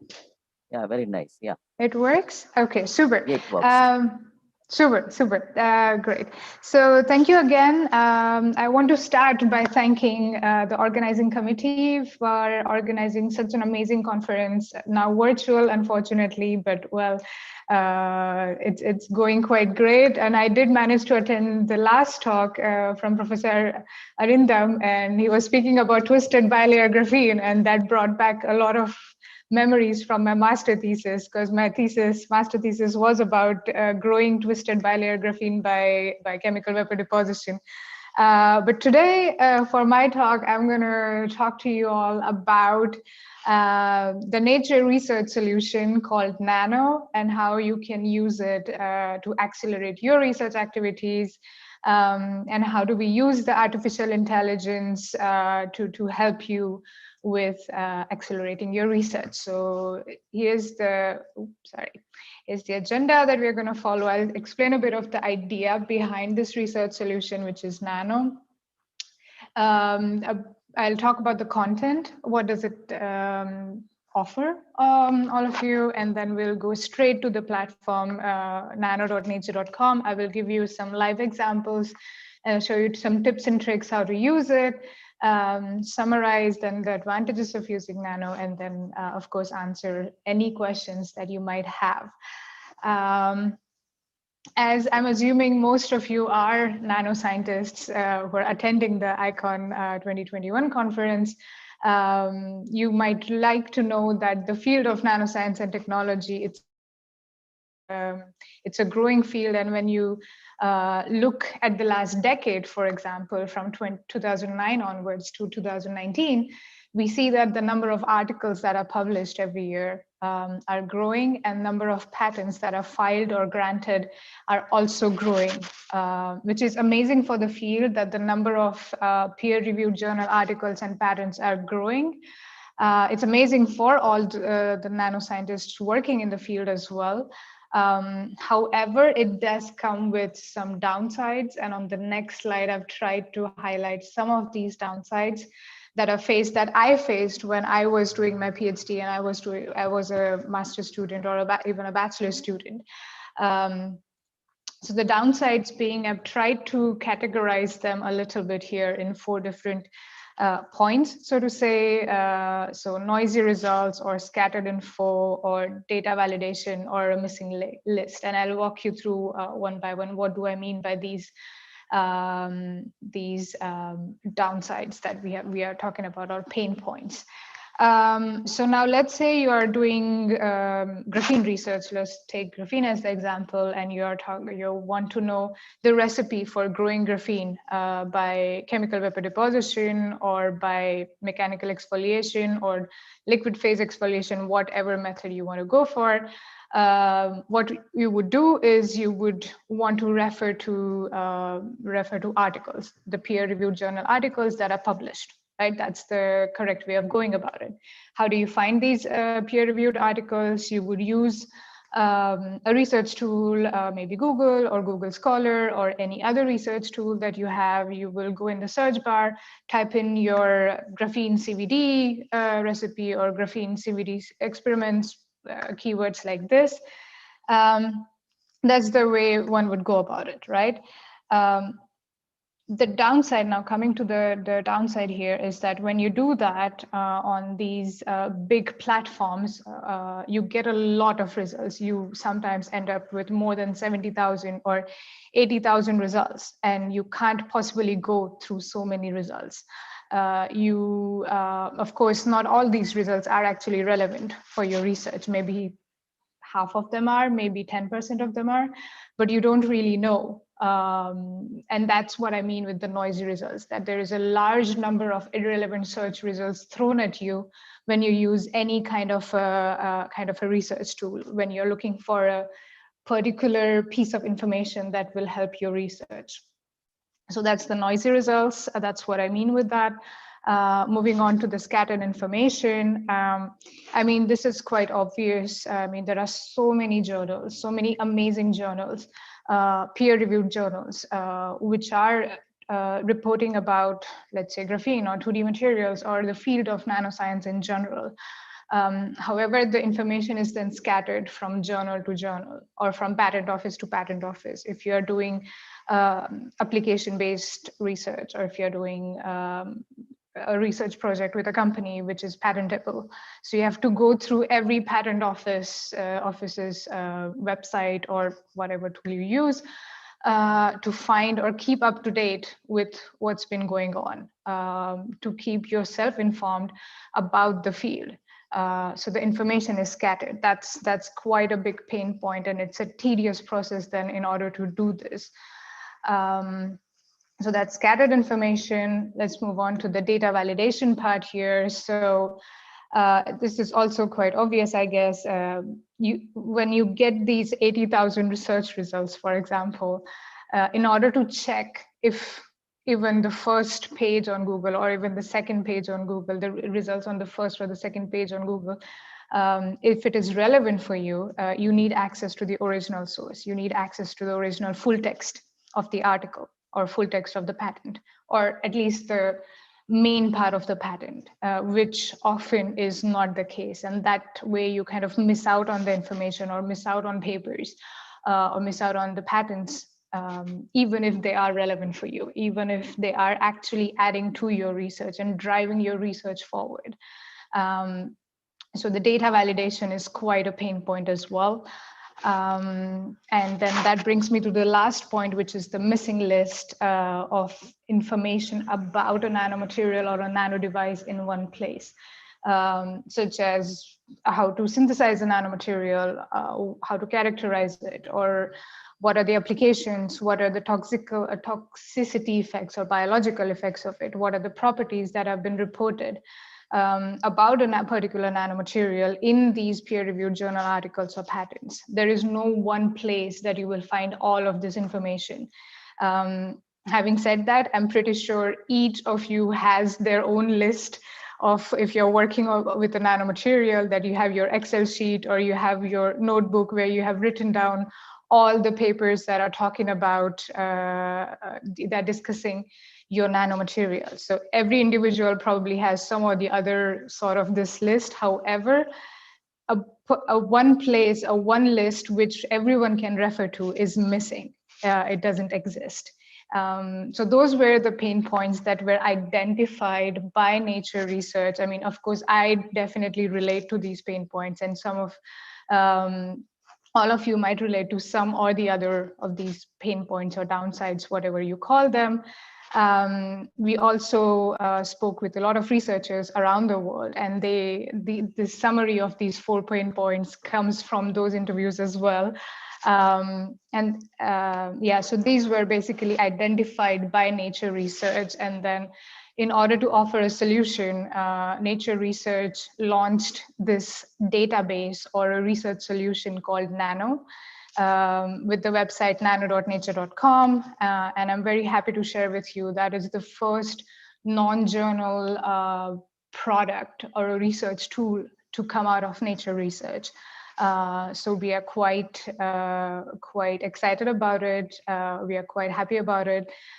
We are nurturing it really well. We are taking really good care of it. And the researchers around the world are also liking the research tool, and they are constantly using it on a daily basis. They are using it and they're giving us their feedback, and we are working very closely with the researchers as well. Like, what else do you want? What else would you like to have on the platform? And we did launch towards the end of last year, we did launch a new feature on the platform, which is quite a big one as well. And I'll show that to you when we go to the platform itself. Before we go to the platform, what I do want to talk about, one slide, is the content. What does it, I keep saying nano, nano, nano, it's a research solution, but what is it? What does it offer? What does it contain? What kind of information does it have? On Nano, the information that we have can be understood in 3 sections, so to say, or 3 categories. Starting with the leftmost one, which is the nanomaterial summaries. Then we have the articles, and we also have nanotechnology patents. For all the 3 categories that you see on the screens in front of you, we heavily use AI or machine learning. However you put it, I'm not a data scientist, so I'm just going to keep saying AI. I hope you know what I mean. The point being that because there are so many articles, because there are so many patents, even we have to use the AI to some extent together with the manual intelligence as well, and it works slightly for all the three sections that you see on the screens in front of you.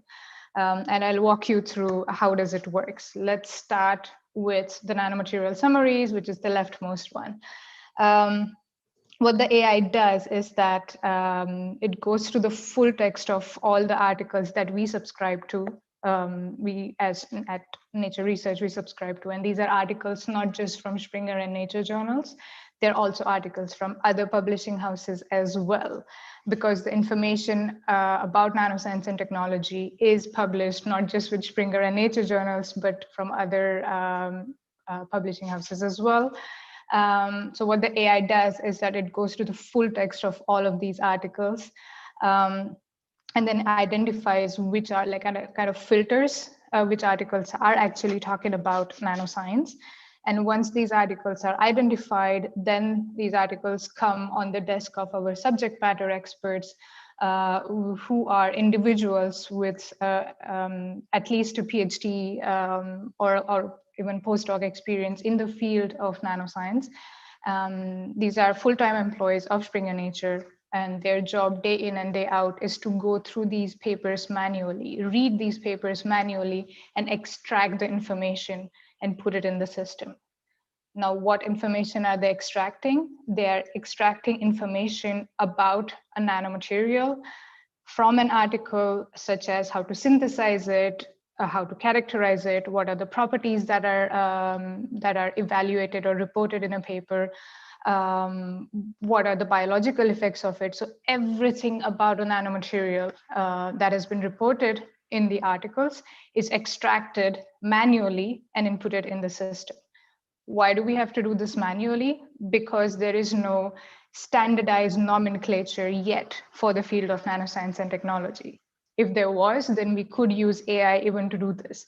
But at this point, it's not realistic. It's not that dependable. That's why we use the manual intelligence together with the artificial intelligence. And the result of this is the missing list that I told you about in the slide before, that you have one list about nanomaterials, of all the nanomaterials, giving you all the information about a nanomaterial. And I'll show you how it looks like when we go to the platform itself. So that's the nanomaterial summaries. Moving on to the second piece of information that you have access to on Nano, which is the nanoscience articles. In case of articles, we again heavily use AI. The AI goes to the full text of all of these articles.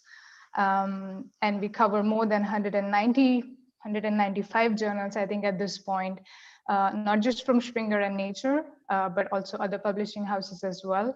as I mentioned previously, we subscribe to the full text of all of these articles, so that the AI, by we, I mean the AI can go through the full text of these articles. And there are two advantages of doing this using the AI going through the full text. And I will highlight those advantages when we go to the platform itself. So bear with me for that. That's the nanoscience articles. That's the second category. Let's talk a bit about the third category as well, the nanotechnology patents. And no, that's not a typo. We do have more than 35 million patents, which are part of the Nano database. And this huge number basically comes from more than 95 jurisdictions all over the world. And similar to the articles, the AI goes to the full text of these patents as well, all of these patents, and identifies the most important part in a patent. I'm not sure how much you all read patents or how much you use patents as part of your literature review process.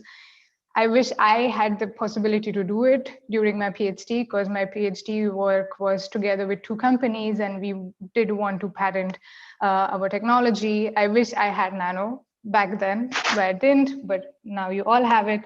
The point being, in case of patents, the most important part in a patent is the claim section. The claim section is the one which tells you, okay, this patent is claiming to be X, Y, Z, or this patent is claiming to solve this particular problem. Usually the first claim is enough to evaluate if you really want to read this patent or not, if this patent is worth your time. However, on Nano, we go one step further. We extract the first 5 claims, translate them in English, and that's what you all have access to on the Nano platform. And I'll show you how it looks like when we go to the platform itself, which I think I do have a few more slides, but you know what, I'm going to take you directly to the platform. Can you see my screen? Do you see the browser? Could you please confirm that? With browser, no. Browser not, right? Okay, then I'll stop sharing and I'll try to share my screen again, because I guess, yeah, now you should be able to see the browser. Yes. Yeah, okay, super. Yes. Yeah. Yeah, okay, super. So yeah, that's how the platform looks like. URL is nano.nature.com. Down here is the content that I was telling you all about. Up here, next to the logo, we have a search bar. And in the search bar, you can put a nanomaterial or a characterization technique or any keywords that you think are relevant or define your research, basically. Quite straightforward. What I'm going to do is I'm going to start with a simple search with, I'm just going to put in a nanomaterial graphene to keep in the same theme as the session. Once I do that, I hit enter. I'm redirected to the nanomaterial summaries as the default, and it basically shows you that there are close to 27,000 nanomaterial summaries. Now you might be wondering, what's with this big number? Why is this number so big? Graphene is just one material, probably. Why is the number so big? Now this is because the summaries, of course, are about graphene, but also about graphene film or reduced graphene oxide film or reduced graphene oxide or graphene oxide or any kind of a nomenclature. And this is what I mentioned, that there is no standardized nomenclature in the field of nanoscience. To a certain extent there is, but not entirely. And that's why the number close to 27,000 nanomaterial summaries. And it also contains the summaries where graphene is not the main part of the nanomaterial probably, but let's say graphene coated with gold nanoparticles, that would also be part of the search results. So yeah, that's how the nanomaterial summary might look like. On the left, you have a bunch of filters. I'm not going to go into details because they are quite self-explanatory. But what I do want to show you is how does a nanomaterial summary look like. So I'm going to click on graphene over here. And once I do that, of course, it shows me that the structure is hexagonal, that we know, and we show you a bunch of numbers. What do these numbers mean? These numbers basically mean that all the information that you have access to down here has been manually extracted from these many articles, so close to 7,000 articles and over 100 patents. Manually extracted and manually created nanomaterial summary in this case. Now let's scroll down. Let's go to the properties section. Now in case of properties section, you also see a search bar.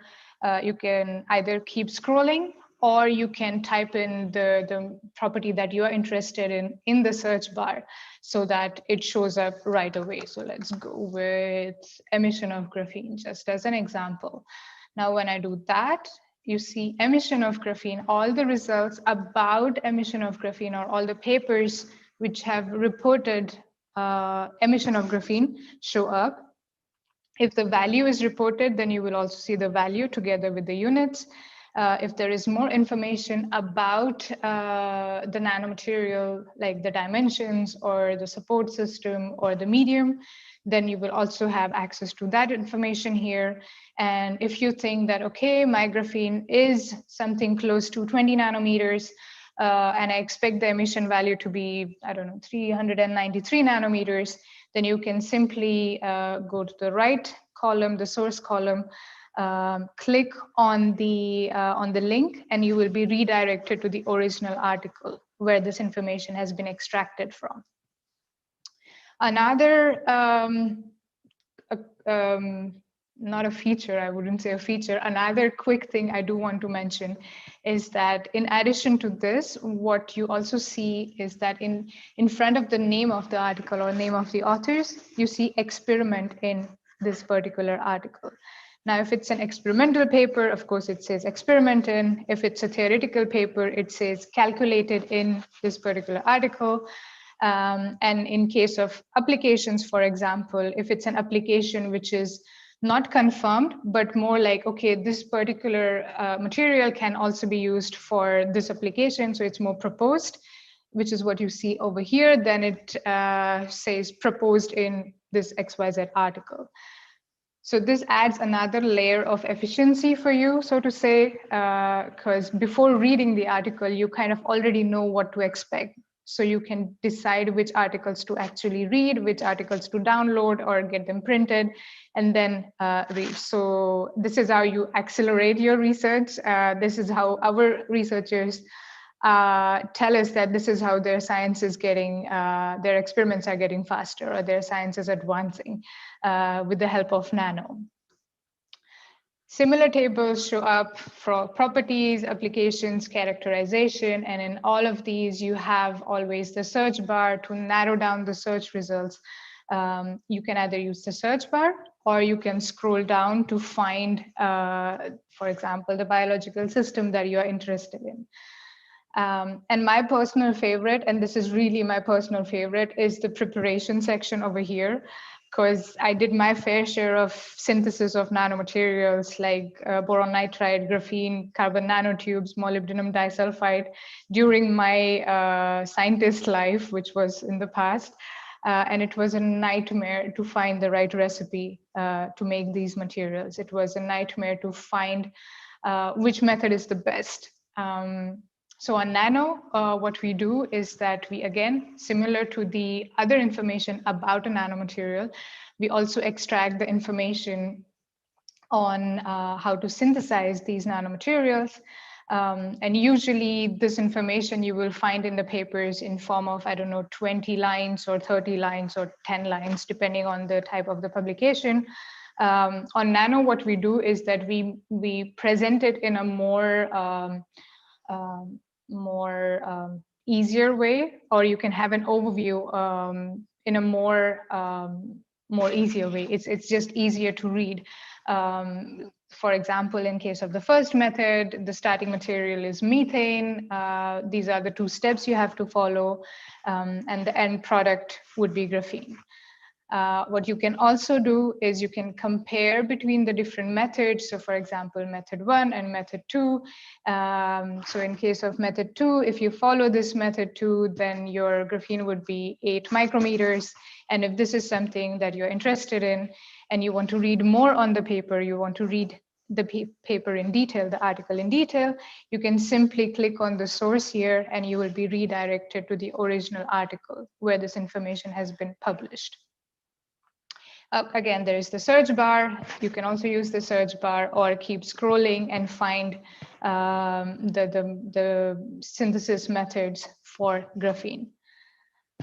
So that's the nanomaterial summary section. Now let's move on swiftly to the article section. And while we do that, I'm going to add another keyword to the search bar. So right now we have a nanomaterial. And what I'm going to do is maybe I'll add an application. In this case, let me do drug delivery, just as an example. And while we are searching for graphene and drug delivery, a quick note about the filters on the left over here. So you can filter the results based on the publisher, the journal, or the publication year. You can also filter based on the recency or the most cited or the relevancy, how the search results appear. Now, while showing you the slides, I promised to tell you the 2 advantages of using AI, especially in the article section. So just as a recap, what the AI does, as soon as I type in graphene or drug delivery or graphene plus drug delivery in this case, what the AI does is that it goes through the full text of all of these, at this point, 940,000 articles or more than 940,000 articles. And the first advantage of doing this is that if the keyword that you type in the search bar is not part of the title or the abstract, then that particular paper will not show up on other platforms. So this way you miss out on the articles, even if they are relevant for your research, just because the keyword doesn't appear in the title or in the abstract. So that's the first advantage. On Nano, you don't miss out on articles. The second advantage is a customized summary. Now, what's a customized summary? Everything you see in front of this article discusses that I've highlighted in blue on the screens in front of you. This is a dynamic summary created for every article based on, again, the keywords that you put in the search bar. So this is like a trailer of sorts before you decide to read that particular article or before you decide to watch the movie or whatever version of it. But the best part is that the trailer is different for every individual based on the search query. So for the same article, the customized summary will be different if the keywords are changed in the search bar. And this is what adds a huge value to your research, in deciding which papers to read, in deciding which direction to go in, which articles to actually focus on. So yeah, that's the second big advantage. First being don't miss out on articles, and the second being the customized summary gives you a more in-depth overview of a particular article. So you can, of course, read the title, read the names of the authors, the abstract, of course, and in addition to that, read the customized summary as well. So yeah, that's also one of the favorite aspects of Nano that our researchers tell us that they really like the customized summary as well on the platform. So yeah, that's the article section. Now swiftly moving on to the patent section over here. And I told you we have more than 95 jurisdictions all over the world that we cover. On the left, you have filters similar to the articles and the summary section, country of assignee, filing year, patent office. You can use as many of these filters as you like. And what you see on the right over here, that you have the title of the patent, you have other details about the patent, which patent office was it filed in, what was the filing date, what are the IPC codes. That is another very important aspect when you're going about checking on patents for as part of your literature review process. And what the AI does, as I mentioned before, is that again, it goes to the full text of all of these, this point 35 million patents, identifies the most important part in a patent, which is the claim sections, translates the first 5 claims, which you can scroll through on the Nano platform. And after reading the first 5 claims, you can make your decision if to read this particular patent or not. After reading the first 5 claims, let's say you're not convinced, you can simply hide those claims, move on to the next search result, go through the first 5 claims, and after you're convinced, let's say you're convinced you want to read this particular patent, you can simply click on the title of this patent, and if the original text of this patent is available, then you also have access to the PDF, which you can then get translated either through your patent office, your admin office, or with Google Translate or whatever software you use. But the point being, on Nano, by reading the first claim or the first 5 claims, you already know that this patent is definitely worth my time. This patent is definitely something that I might be interested in. And that is something that Nano is adding value to your literature review process. Now, before going back to the slide deck, I do want to share another feature, so to say, or something that we are very proud of and that we developed in less than a year together with the researchers, Nano researchers, is the possibility to search based on the author's name. By default in the search bar, as you see, you can search based on the topic or based on the science or the scientific terms. But if you click on this downward facing triangle, you can switch between author and topic. And if you switch to author, you can type in the name of the author that you are interested in. And then you will see all the papers or the articles that the author has published, all the patents that this author has invented. I think they are called as inventors in case of patents, all the nanomaterials that they have worked on, and also the co-authors that they have published papers with or written papers with. So yeah, this is something which we are right now it's in the beta phase, but if you go to the platform, you should be able to see this feature as well. You should be able to take advantage of this feature as well. And that's what I wanted to share with you all. And let me just summarize what all you saw. I'm gonna go ahead and share my screen again. I hope this works.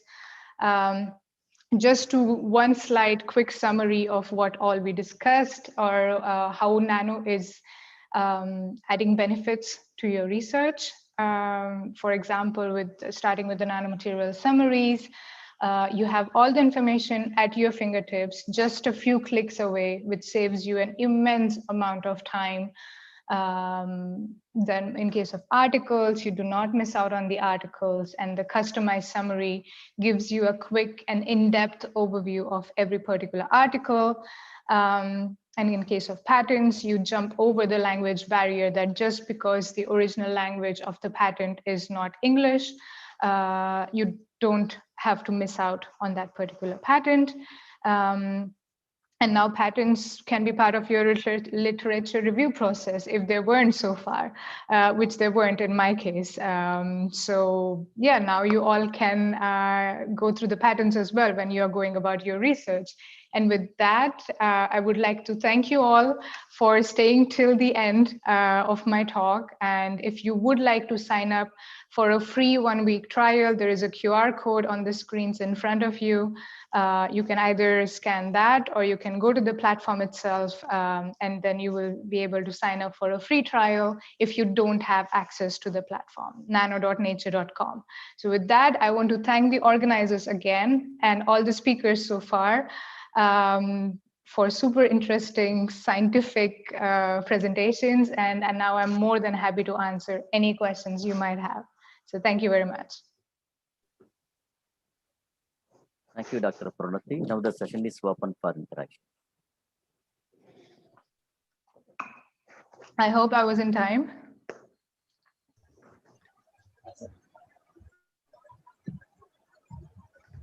Yeah, participants can input their questions in the chat box.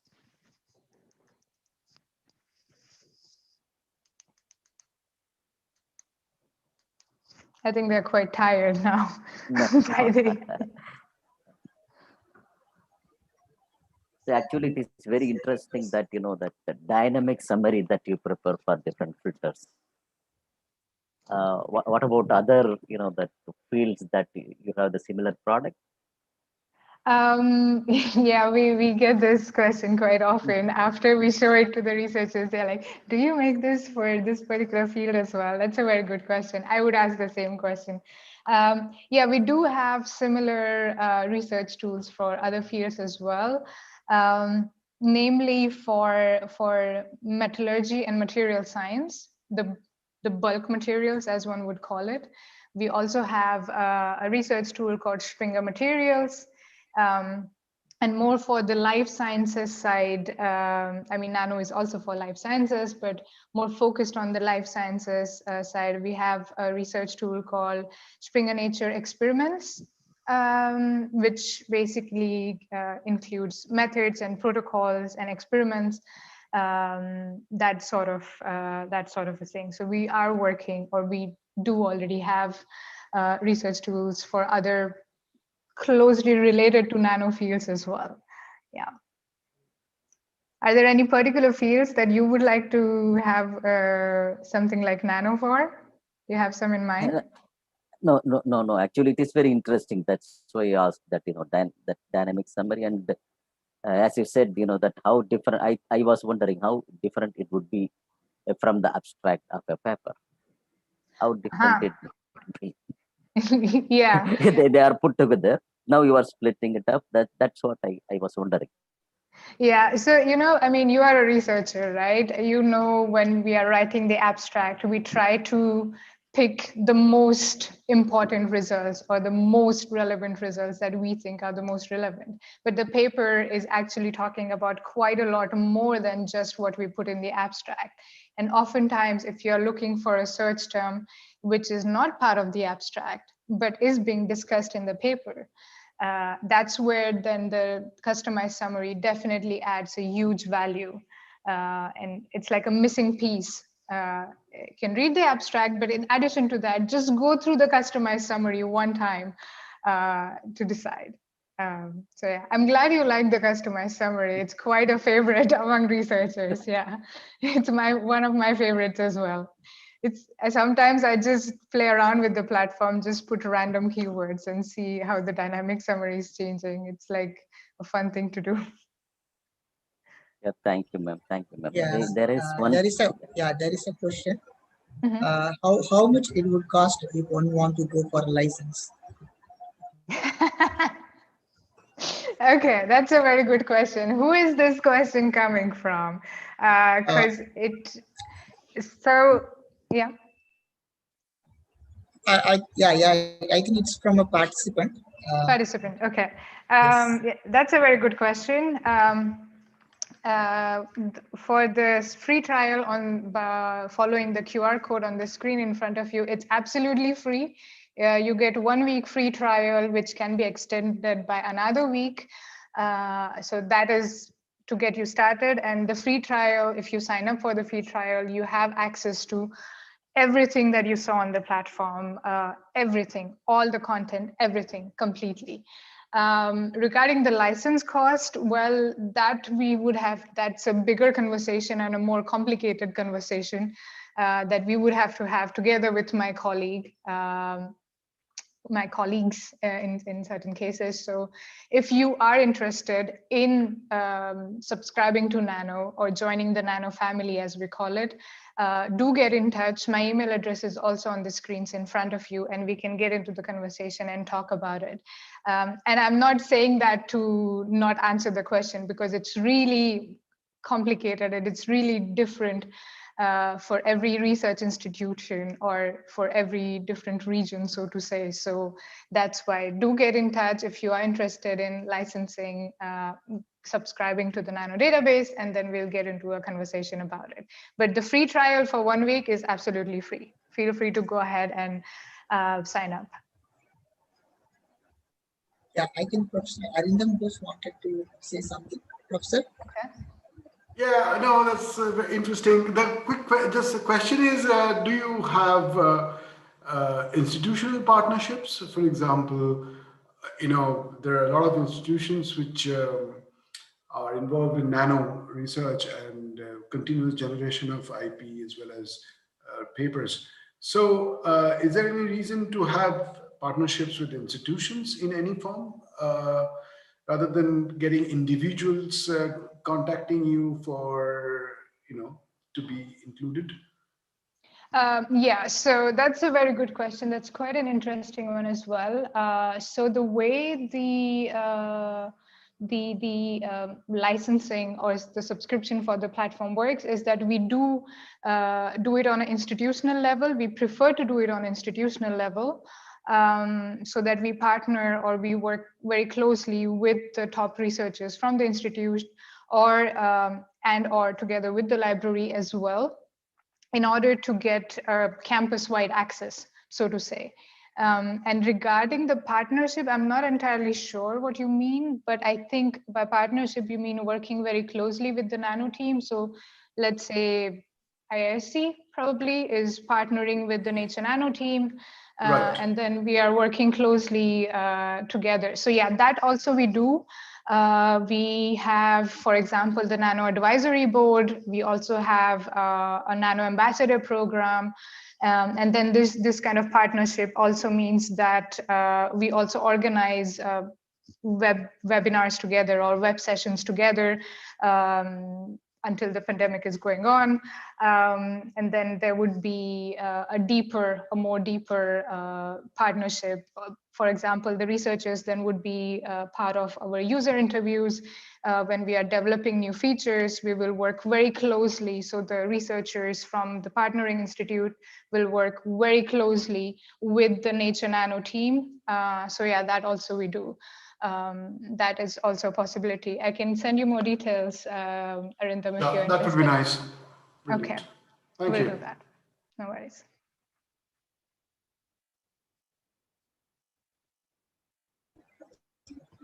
Yeah, so if there are no questions, let's thank the speaker, Dr. Pranoti. Thank